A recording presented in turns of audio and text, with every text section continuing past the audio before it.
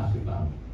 एउटा कुरा म यहाँलाई चाहिँ अनुरोध गरौँ, यस्तो रूपमा व्यापारले त्यसको विकास गर्नको लागि त्यो आजको जुन रूप देखिया छ बन्दीपुरको त्यो सुरु भएको कुरा अर्को लाग्नु भएको थियो। आफ्नो आफ्नो क्षेत्रबाट त्यो त्यसको विकासको लागि सम्भव भयो।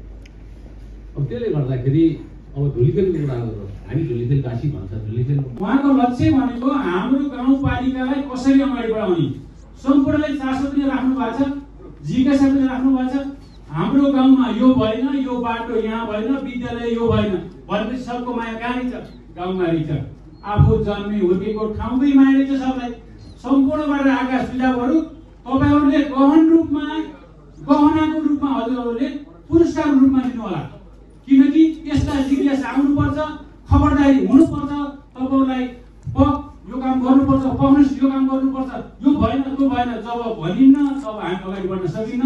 यसको निम्ति सम्पूर्ण प्रश्नकर्ता व्यक्तिहरूलाई म हार्दिक धन्यवाद दिन चाहन्छु। अब म साना कुरा मेरो धेरै कुरा छैन, थोरै भन्छु। विद्यालयलाई मर्ज गर्ने र बिग विद्यालय बनाउने र प्राविधिक कुरा ल्याउने अति प्रशंसनीय कुरा छ। टिचर बढी विद्यार्थी कम भइरहेको अवस्था छ गाउँमा। तपाईँहरूलाई देख्नुभएको छ। म पनि भवानी मावि विद्यालयबाट रिटायर भएको शिक्षक हो। अस्ति म वार्षिक उत्सवमा गएर आउँदाखेरि म देखेँ टिचरहरू टन्न हुनुहुन्छ, मोबाइल खेलाएर बस्नुहुन्छ। त्यो विद्यालयको मात्रै होइन, मणिसा तपाईँ शिक्षा क्षेत्रमा काम गर्नुभएको छ। प्रत्येक विद्यालयहरू हेर्नुहोस्, ख्याल गर्नुहोस् र अब्जर्भ गर्नुहोस्। टिचरहरू बढी छन्, विद्यार्थी कम छन्। ती विद्यालय तुरुन्तै मर्ज गर्नुपर्छ। तपाईँले एउटा योजना बनाइहाल्नुहोस्। गाउँपालिकाले सरकार बनाउनु भएको छ, गाउँको सरकार भनेको गाउँपालिका हो। मलाई त्यो अनुभव भएको छ, त्यो अनुभूति भएको छ। के भन्छ भन्दाखेरि गाउँ गाउँमा सरकार भन्ने चाहिँ जुन मैले पहिला सुनेको थिएँ, गाउँ गाउँमा सरकार भएको महसुस भएको छ। तपाईँहरू जिम्मेवारी हुनुहुन्छ। गाउँमा सरकार आएको छ, त्यो सरकारले शिक्षा नीति ल्याउनुहोस्, तुरुन्तै मर्ज गर्नुहोस्। त्यो एउटा अगाडि बढिहाल्नुहोस्, तपाईँहरू नमुना बन्नु हुनुहुन्छ। अनि अर्को कुरा भर्खर मैले भने भोलिस्थान अस्ति म भवानी मावि जाँदाखेरि भोलिस्थानको मन्दिरको दर्शन गर्दै गर्दा भोलिस्थानको मन्दिरमा लेउ लागेको छ। हेर्नु होला, हजारौं मान्छेहरू दिनमा हजारौं मान्छेहरू आउने ठाउँ हो, त्यस्तो पर्यटकीय ठाउँ हो। त्यहाँ लेउ लागेको छ, मलाई लाज लाग्यो। गेट हेर्नु होला, तपाईँहरू आज गरी हेर्नु होला, त्यो गेटमा पनि कस्तो लाजको बनाएको छ, हरियो हरियो घाँसहरू पलाएका छन्। त्यस्तै मन्दिरको वरिपरि पनि त्यस्तै खालको छ। तपाईँहरूले विशेष ख्याल गर्नु होला, हाम्रो लाजको मर्म विषय त्यो हुन्छ। अनि अर्को छ, जडियाहरूलाई सम्मान गर्नुभयो नि तपाईँहरूले, त्यो राम्रो थियो। तर कुरो बङ्ग्याएर दायाँ बायाँ भएको छ, त्यसमा तपाईँहरू अन्यथा नलिनु होला। पोजिटिभ कुरा गरेका नेगेटिभ हुन्छ, केही छैन। सहनशील हुनुपर्छ है नेताहरू। त्यो कुरामा मैले तपाईँलाई अनुरोध गरेँ, सहनशील भएर अगाडि बढ्नु होला। र जडियाको प्रतिक्रिया कस्तो आयो, अहिले उहाँहरू कस्तो अवस्थामा हुनुहुन्छ, तपाईँहरूले उहाँहरूको पनि प्रतिक्रिया दिँदै गर्नु होला। कुन कुन अवस्थामा हुनुहुन्छ, जुन जडिया भन्नुभयो, जे भन्नुभयो, तर जडियाको अर्थ त आएको हो नि, तपाईँले सुधार्नु खोजेको त हो नि।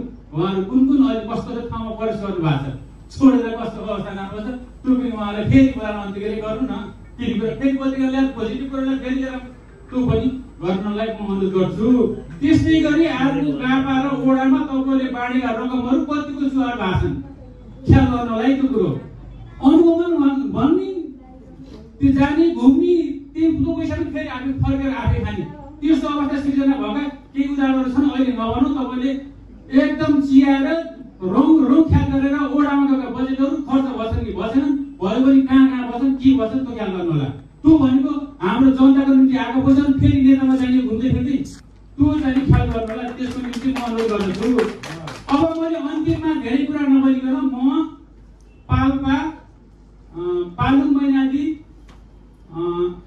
रूपन्देही सम्पर्क समाजको अध्यक्ष भएको नाताले सम्पूर्णलाई म के भन्न चाहन्छु भन्दाखेरि हामीहरूले हाम्रो संस्कृति परम्पराको जगेर्ना गर्नको निम्ति 29 गते फागुन 29 गते र 1 गते होली मिलन कार्यक्रम राख्दैछौँ।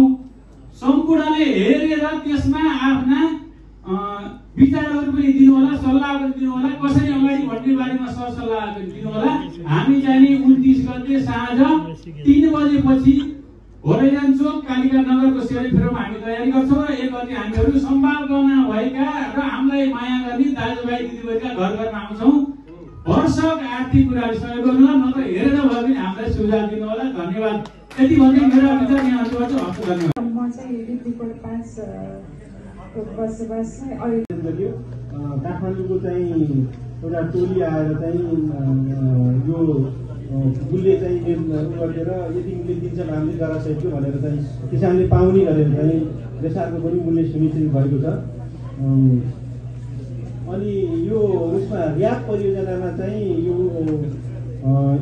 एक हामीले चाहिँ हेफा प्रोजेक्ट नेपालबाट 1,20,00,000 बराबरको कृषि तथा पशु विकास क्षेत्रमा थप लगानी पार्टनरसिपमा बाहेकको चाहिँ लगानी चाहिँ गरिएको छ। कृषकको क्षमता अभिवृद्धि र उत्पादनमा वृद्धि गर्ने कुराहरूलाई अलिकति चाहिँ हामीले बढी ध्यान दिएका छौँ।